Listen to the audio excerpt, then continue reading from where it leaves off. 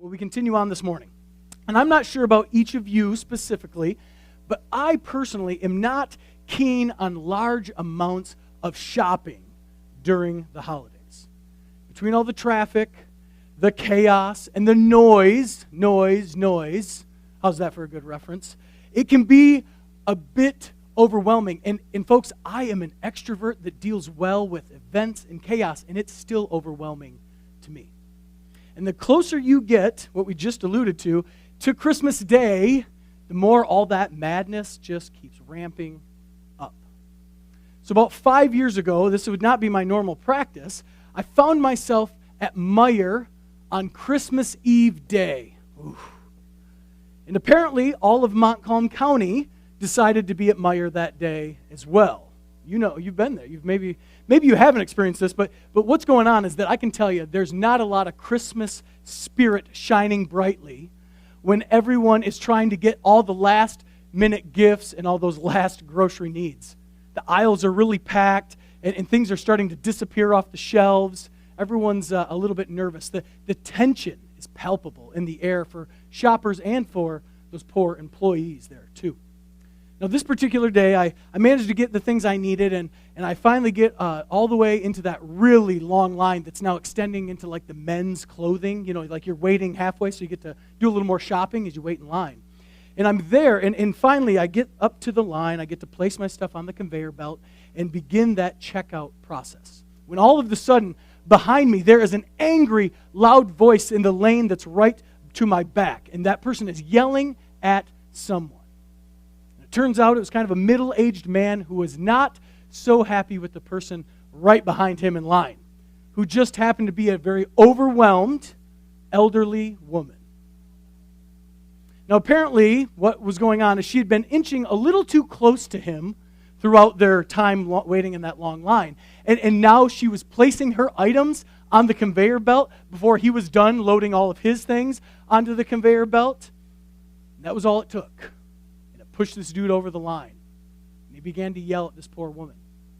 Now, in that process of hearing this and it's escalating, it's not great, I finished my checkout, and maybe I'm not alone in this, but I sometimes am not good at keeping my head down and going about my business and ignoring such things. So I step over to the lane to just see if maybe I can be an encouraging influence. As you can tell, that was not received well. And so this man then begins to turn his irritation now toward me, and he proceeds to give me an earful. And it instantly gave me, and maybe you've been in these situations where it gave me that instant sick stomach feel as a little adrenaline flooded my body.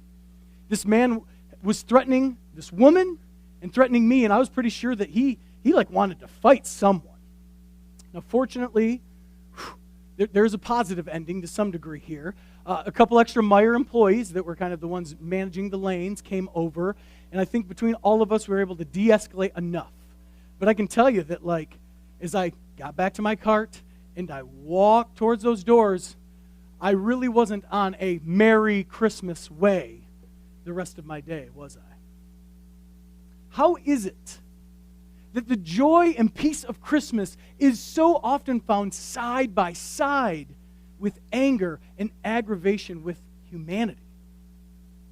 Most every person I know, we want to experience peace, especially at Christmas.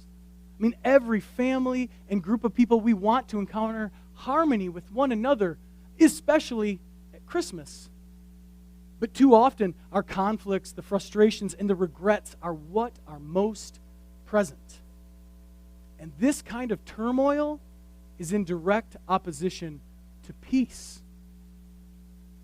Now, much of the Bible is written by people who found themselves in the midst of conflict and struggle too. A lot of the Old Testament is a story of God's people who are under siege by surrounding nations. They have been sent away to foreign lands, or they're even just enslaved by powerful enemies. And these authors often found themselves crying out to God to bring peace.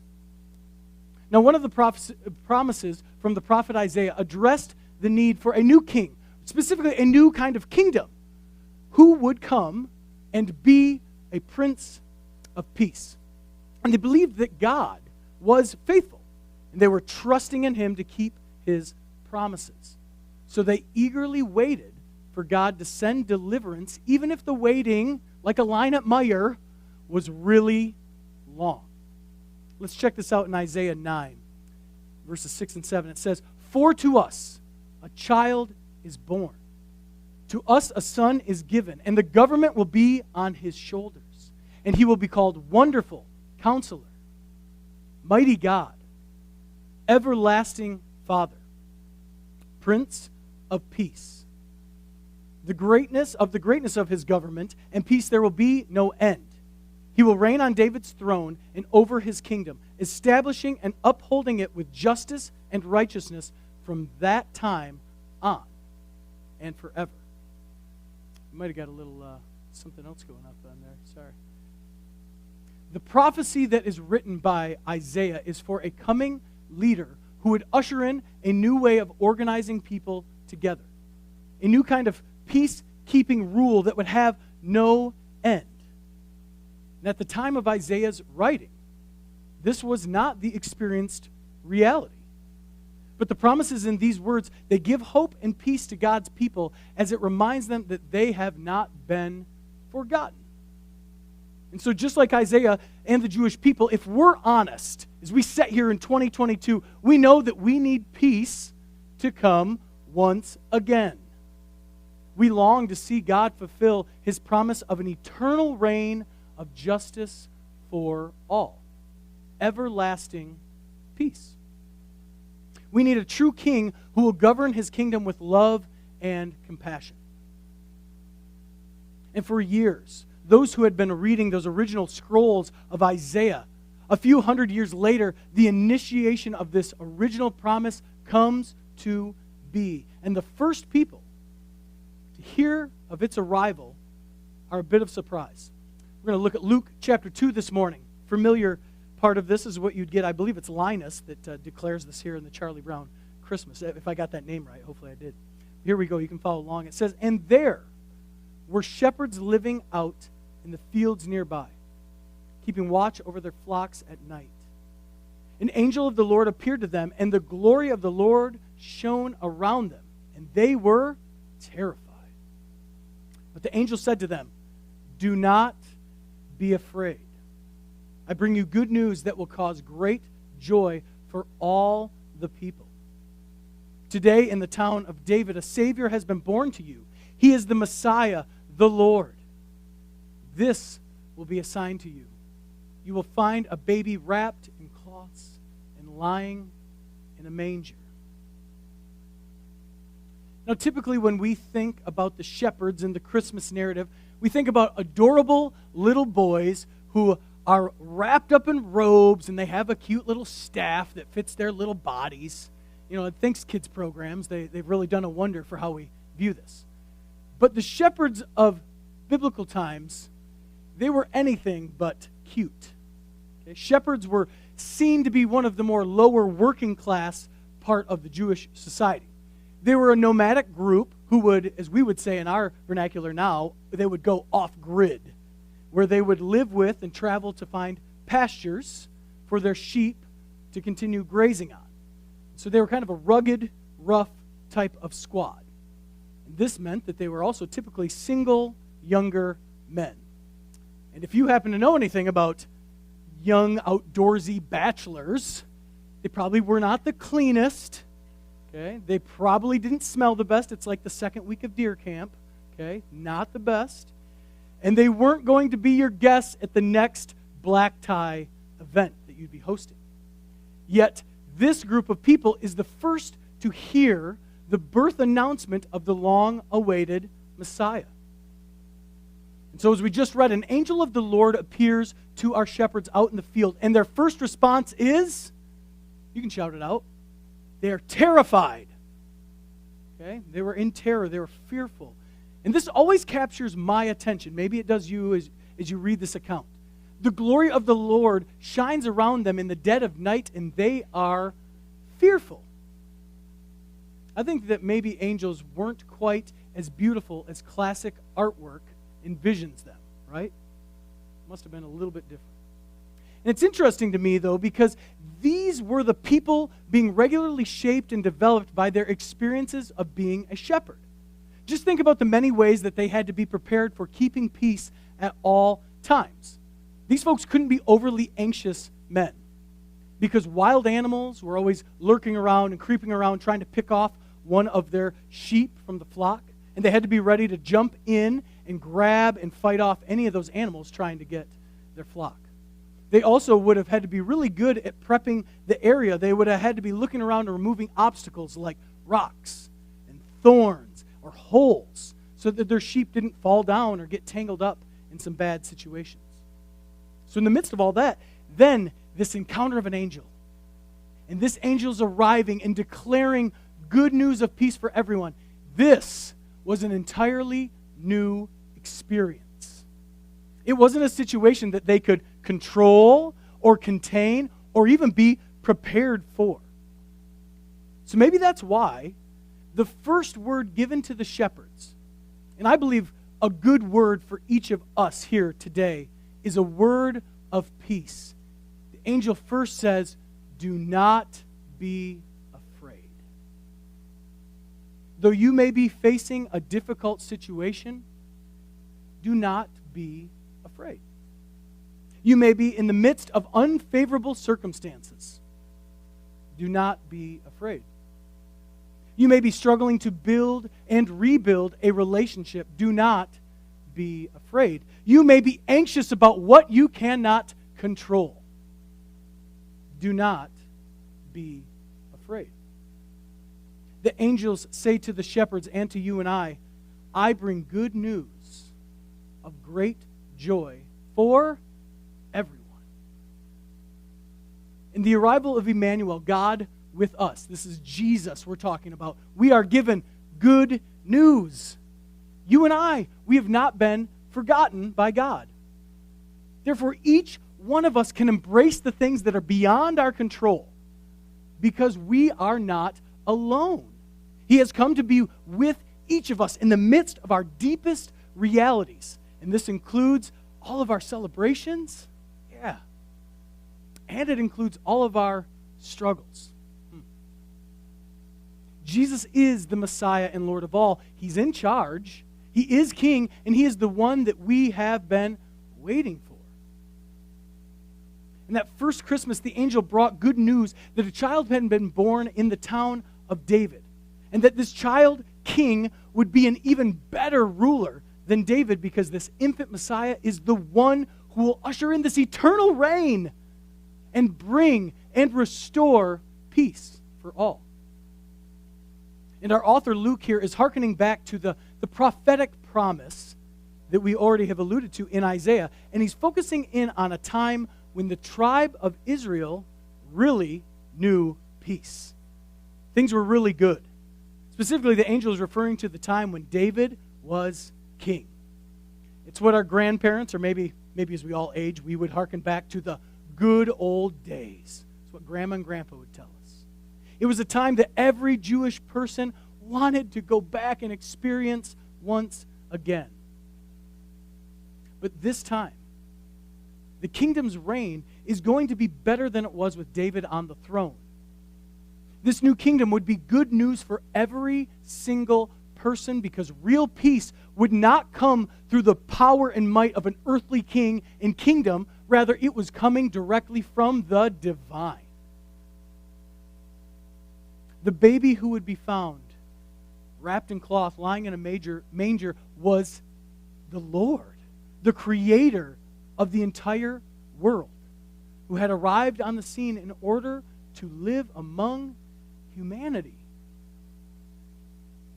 That justifies some celebration and some singing. And these angels, the angel is joined now. It says, suddenly a great company of heavenly hosts appeared with the angel, praising God and saying, "Glory to God in the highest heaven, and on earth peace to those on whom His favor rests."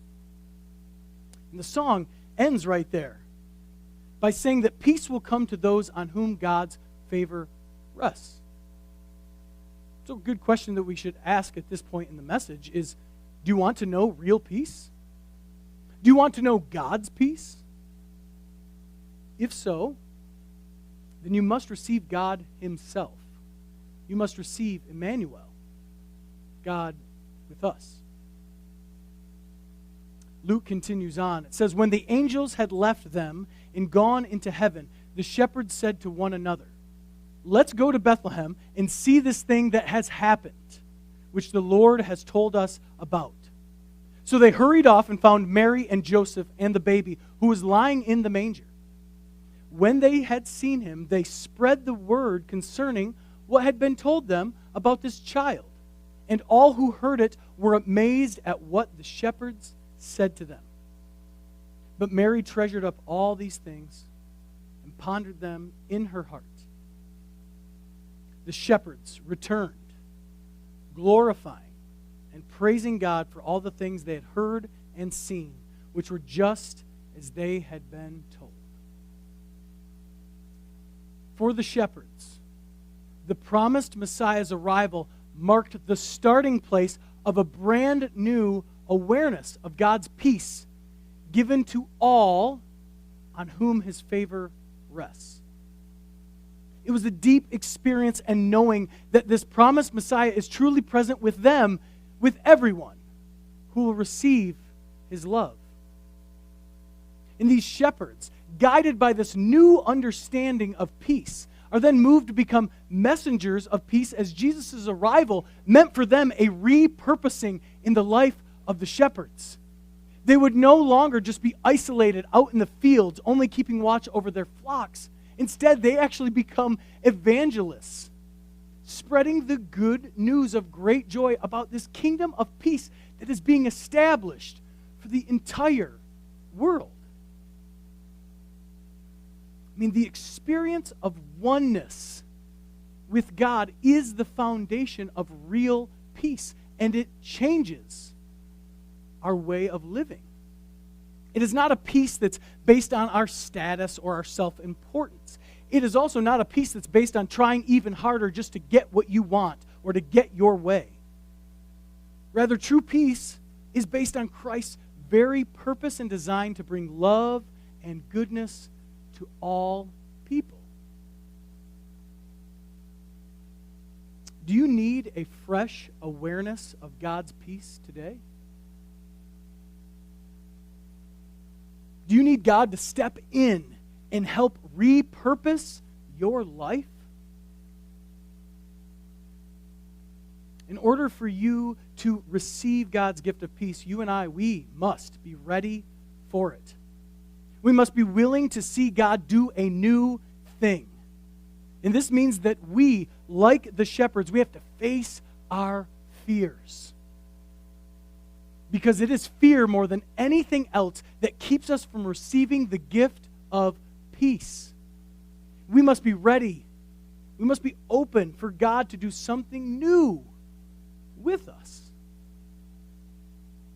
And maybe it's possible, if you're at all like me, if we can relate on this level, it's possible that the best gift for us this season is, hear this, we don't have to be the Prince of Peace. Maybe that's a load off your shoulders today. You and I, we don't have to be in control of every single event, of every single person, of every detail. And that includes even when you're waiting in a long line at Meijer. Ugh. Instead, our experience of real, true peace will most likely come through things like sitting, waiting, watching, and then receiving a fresh peace that only Emmanuel can deliver to us once again.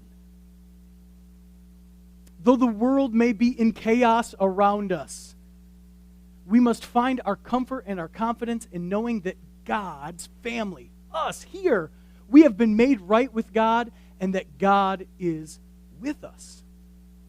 His presence in our lives actually brings us true peace. But the question is here, like the shepherds, will we receive it? And then, if your answer is yes, if you want to receive it, you do, you seek out Christ will you then participate in sharing that peace? We've acknowledged already, even just a goofy opening story like that, though it was a real experience for a few of us, that this is a season that is often filled with impatience and frustration and quite frankly, a general weariness. So as we wrap this up today, I want a couple of actionable steps of how we can encounter the real peace of Christ again. And I think that first and foremost starts with us, that we have to practice, or at least receive, your peace. You have to practice your peace. So I want you to think about this just for a second quickly here this morning. What do you currently do that bolsters your experience of real peace? And I'm going to tell you, if nothing comes to mind in just a few seconds, you got work to do for sure. Because you should hopefully have a couple things that you know that kind of bring you back to center. They allow you to feel a little bit of that. Whatever it is, if you have something in mind, I want to encourage you right now that needs to become your regular practice immediately. 21 days till Christmas. Does that make anyone a little edgy? The season will get away from you. It will just continue to be filled with frustration, irritations, unless you get this dialed in. In other words, what I'm asking you to do, practice your peace, is that you and we must do the groundwork of peace. Because a peaceful holiday season is the gift that me, personally, Matt Stone, I work hard to give myself every year. Because I do believe that peace is the best gift that we must practice regularly for ourselves and for others. And so I want to give you just a couple quick examples of what I do. For me, practicing peace looks like this: prioritizing simple joys. Okay, simple joys. Right now in my life, I just got asked about this last night. I got asked, do I get tired of serving coffee and lattes and mochas and all these things, whether I'm hanging at Pete's coffee shop or even making coffee here on Sundays? And the answer is no. It is a simple joy to hand somebody a delicious butterscotch latte. Now that sounds good, doesn't it? That sounds good. But it's a simple joy. I prioritize simple joys. I also prioritize a slower pace, which is really awful for somebody who is a bit of a yes person, because what it means is I have to say no to attending every possible thing. So you prioritize a slower pace. Also being fully present in each moment. That looks like, for many of us, sometimes you have to set the phone in a different room. For me, I have to take off my watch even. I got to shut things off. I've got to turn off the TV and the radio. I've got to be present in each moment. Another one is noticing the beauty around us. We prioritize that.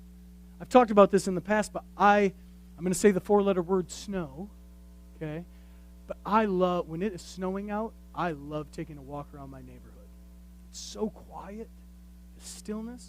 So that's one way I do this. But we've done some night walks recently, too, because we don't have snow right now. And just a walk at night, the way the lights light up, something different. You get a different perception of what's going on. But we have to prioritize seeing the beauty around us. And then one more, because you've done all this work, then you do the prioritization of appreciating the real friends and family. But I'm telling you, you can't do that, being part of what really matters, if you don't say no, if you don't experience the simple joys, if you're not fully present in each moment. Because each of these practices, they help us to receive the promised peace that God has given and longs to continue to give us. And then there's a second piece to this, okay? We've got to do that. Practice your peace. The second is pass the peace. You see, God can and does bring peace into the world, namely through Jesus Christ. But there are many times that God is sending us to be the bringers of peace to a weary world. And if you need this peace and you know you want it, then you will need to receive it, and then you've got to participate in bringing it as well. So what's a practical way that I think that we can do that this particular, in the year 2022, Christmas season? I think it's this. I think we need to give others the benefit of the doubt. Say it one more time. And it's okay if you kind of wrinkled your nose at me, because I kind of did that this week as well. You have to give others the benefit of the doubt. Chances are that other people that are annoying you or making your life miserable didn't actually decide and plan to ruin your day or ruin that moment, did they? I doubt they did. They are just on the same struggle bus to finding and receiving peace as we are too. Struggle bus is real, right? Any parents in the room? Like that's a every morning kind of thing. Okay? Instead of rushing to judge people or to cast blame on them, we can actually work to listen first. You've heard me say that numerous times. Maybe to offer a smile, and then just to speak with a mindful or a kind tone. And this also means, and hear this one's really hard for some of us planners. I'm not really great at this. This also means that we do not try to control or change other people either. Instead, we begin to value people for being a unique person. We must treat others with the belief that they are doing the best that they can do in that present moment. And today you might be saying something like this, because I can hear those voices in my own head too, that I don't have myself together. I mean, I don't even know how to find peace in my own life. How and why do I need to be on the hook for someone else's peace? Like that's bonkers, right? The truth is we cannot do these things on our own. That's what we've been talking about this morning. Any more than the shepherds could know real peace in the way that God meant it before it was revealed to them. However, what God was bringing then and doing then is the same thing that he continues to do today. God gives true peace, and when we accept it, this peace works better in us and then through us than anything that we could just come up with on our own.